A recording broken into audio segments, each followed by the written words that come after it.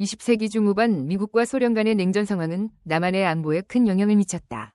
한국전쟁 이후 남한은 미국과 강력한 군사동맹을 맺었고 이 동맹은 공화당과 민주당 모두의 지원을 받았다.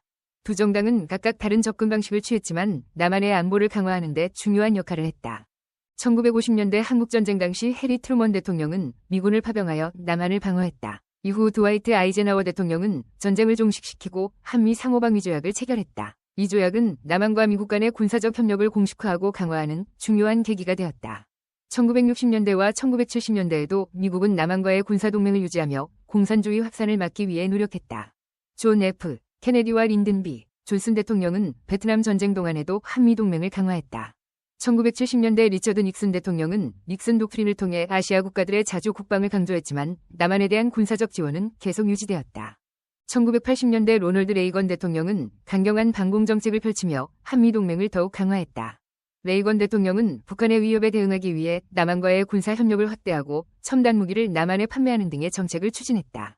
이는 남한의 안보를 강화하는 데 중요한 역할을 했다. 1990년대 빌 클린턴 대통령은 북한의 핵개발 문제에 대해 외교적 접근을 시도했다.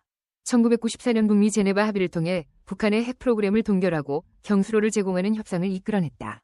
이는 외교적 해결을 중시하는 민주당의 접근 방식을 보여주는 사례였다. 2000년대 들어 조지 W. 부시 대통령은 테러와의 전쟁을 주요 안보 과제로 삼았지만 북한의 핵 위협에 대해서도 강경한 입장을 유지했다.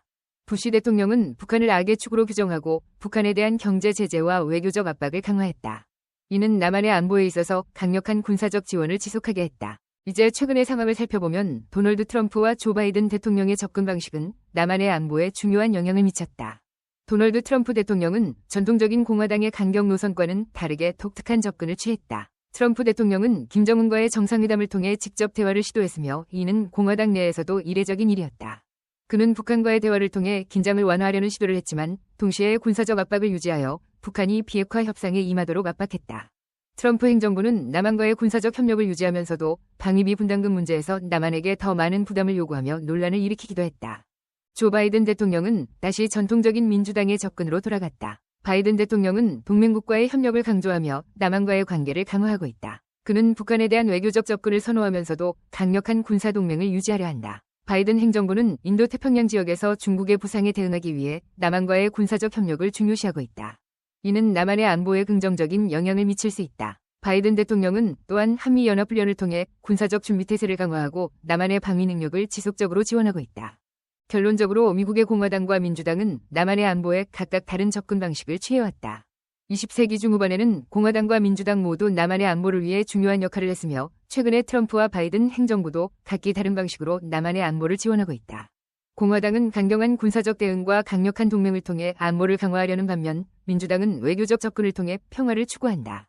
남한의 안보 상황은 이러한 미국의 정책 변화에 크게 영향을 받는다. 남한은 미국의 대외 정책 변화를 주의 깊게 살펴봐야 하며 자국의 안보를 위해 독자적인 방어 능력을 강화하고 다양한 국제 협력을 통해 안보를 다각도로 확보하는 노력이 필요하다. 이는 남한이 안정적인 국가 안보를 유지하면서도 개인의 권리와 자유를 존중하는 병역 제도를 만들어 나가는 데 중요한 요소가 될 것이다.